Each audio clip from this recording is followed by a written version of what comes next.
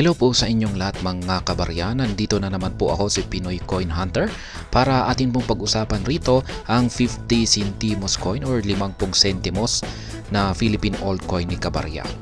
Ayan, ito po yung Marcelo H. Del Pilar. Ito po yung kanyang reverse side or ito po yung likuran na bahagi ng lumang barya na ito. Ito po yung kanyang overside or ito po yung kanyang harapan. Ayan, dito po natin nakikita yung kanyang taon na may 1972 po siya. Ayan, at syempre ang coat of arms, yan na logo or selyo ng Bangko Sentral ng Pilipinas. Ayan. Meron po itong dalawang klase, pero malalaman po natin yan kung yung pagkakaiba ng dalawang klase na ito i-check natin kay numista. Ayan, ngayon ay pinakita po ni kabarya yung kanyang 50 centimos coin dito or 50 sentimos para malaman po niya kung magkaroon siya ng ideya kung magkano ang bentahan ng ganitong Philippine old coin, ayan, sa mga community groups. At ayan, base po sa aking nakikita sa larawan na ito ay mukhang good condition naman po siya. Maayos yung kanyang pagkakatago. Ayan, mukhang walang gaanong mga gasgas. Ayan, pwede na rin na masabi natin na ito ay nasa good condition. At ngayon ay i-check na po natin kay numista. Pagkatapos natin i-check kay numista para magkaroon tayo ng additional information sa kanya, ay i-check na rin po natin ang online stores. Mga online stores na nagbebenta kung magkano yung kanilang presyuhan bago po tayo dumako sa mga presyuhan kay sa mga community groups. Ayan, nandito po tayo kay numista. Nakikita po natin dito yung sample. Ayan, lahat po ng mga 50 centimos coin na may taong 1967 hanggang 1974 ay pare-pareho lamang po yung kanilang disenyo. Magkakaiba lamang po sila ng tatak sa taon. Kaya, ayan, coat of arms. Pamilyar na po tayo siguro sa disenyo nito. Kaya i-check na po natin. Ito po yung dalawang klase na sinasabi ko kanina. Yung mapapansin natin na yung taon ng isang 1972 ay hindi po siya sagad. Yan, hindi po siya not touching po yung kanyang fine date. Yan, meron po siyang fine date. Ayan, at saka hindi po niya nasagi yung gilid. Gilid na pinakagilid na bahagi ng barya na ito. Ayan, yung ito naman yung isang version nito ay mapapansin natin na mataba yung kanyang taon. Ayan, kumpara dito ay medyo mas manipis, dito naman ay mataba, lalong-lalo na yung numerong 9. Ayan, mas mapapansin natin dito sa numerong 9. Mas mataba yung taon na nandito sa ating bandang kanan. At maliban dyan ay yung kanyang fat date, yan, yung kanyang matabang taon na ito ay yan, nasagi po niya yung rim, yan, ng barya na ito. Kaya yan lamang po yung kanilang pagkakaiba. Ito po ay minted o gawa po ito sa bansang US. Yan, at meron pong tatlong klase na mint, yung gawa po sa Denver, Philadelphia at saka San Francisco. Ayan, yung 1972 ay yung unang version, yung Denver Mint. Yung ay meron po siyang 30 million na mintage. Ang mas madami po yung Denver Mint. Yung isang version naman ay nasa 20.5 million, yung plain 2. Ayan. Yung presyuhan po ni numista rito ay naglalaro po yung very fine niya, yung fine niya sa 17 pesos. Yan, 30 pesos hanggang sabihin na natin ay 17, at saka yung pinakamataas na presyo ay nasa 45 pesos. Yan po yung talagang magaganda yung kondisyon. Yung uncirculated, almost uncirculated at saka uncirculated. Ito yung talagang matindi, yung maganda yung talagang pagkakatago. Dito naman po sa 1972 na plain 2 ay parang ganun din po, halos hindi po nalala yung kanyang presyuhan dito. Kaya yan, mababa po talaga yung presyuhan ni numista rito kasi minimum price lamang po yan. Hindi po na-consider yung kondisyon ng isang barya sa kanilang presyo rito. Yung parang basihan po nila dito ay yung parang rarity. Ayan, galing po rito sa frequency. Nakikita po natin dito na kung pag mas mataas yung percentage nito ay ibig sabihin mas marami po ang bilang ng may hawak nito ngayon. Habang mas mababa ay yung mas mababa ay ibig sabihin ay yung kanyang rarity ay ayan. Tulad na lamang nito yung 1974 na ito. Ayan, nasa 0.7%. Ibig sabihin ay rare po talaga ito kaya medyo mataas yung kanyang presyo. Kaya yan po yung naging basihan ni Numista dito at hindi po niya kinonsider yung kondisyon ng barya. Pero yung pagbibigay po talaga ng tugmang presyo ng isang lumang barya ay considered po yung kondisyon kung gaano kaganda yung pagkakatago sa lumang barya or sa old coin. Ngayon i-check naman po natin sa mga online stores. Ayan, dito po kay Carousel ay meron po akong nakita na nagbebenta ng 1972 50 Centimo Marcelo H. Del Pilar. Ayan, Republic Series coin. At binebenta po niya ito sa halagang 150 pesos. Ayan, ang kada isa ay 150 pesos po yata yung kada isa.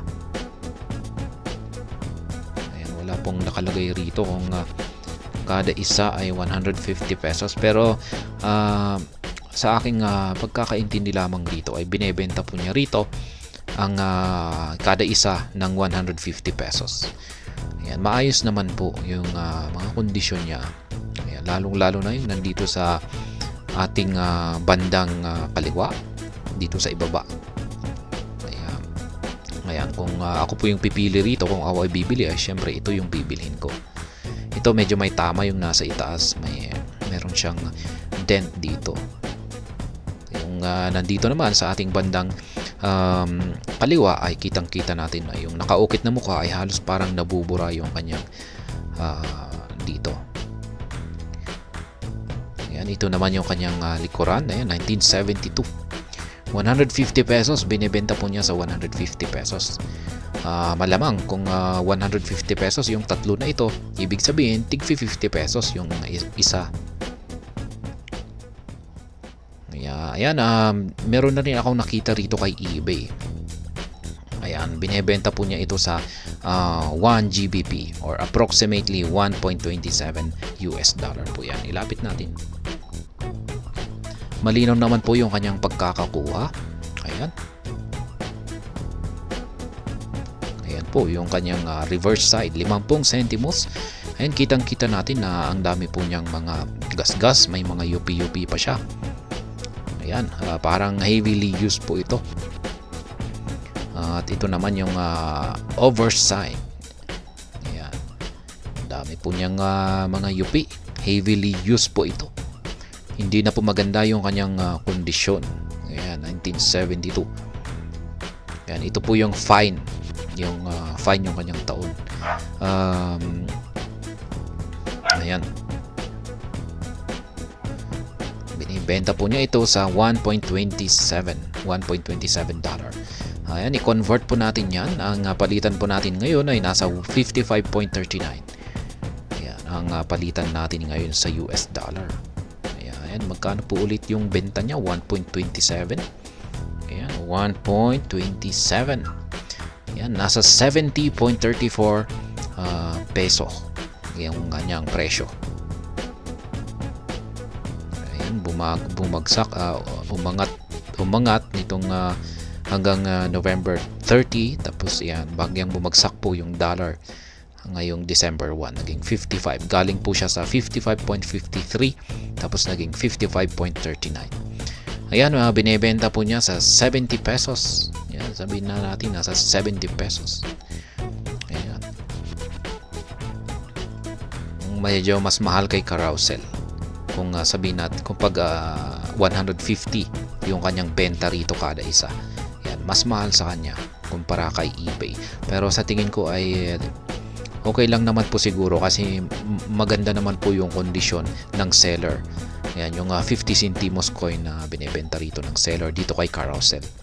Ayan, malayo naman na mas maganda yung kondisyon nito kumpara sa seller nang nandito kay eBay. Ayan, 70.34.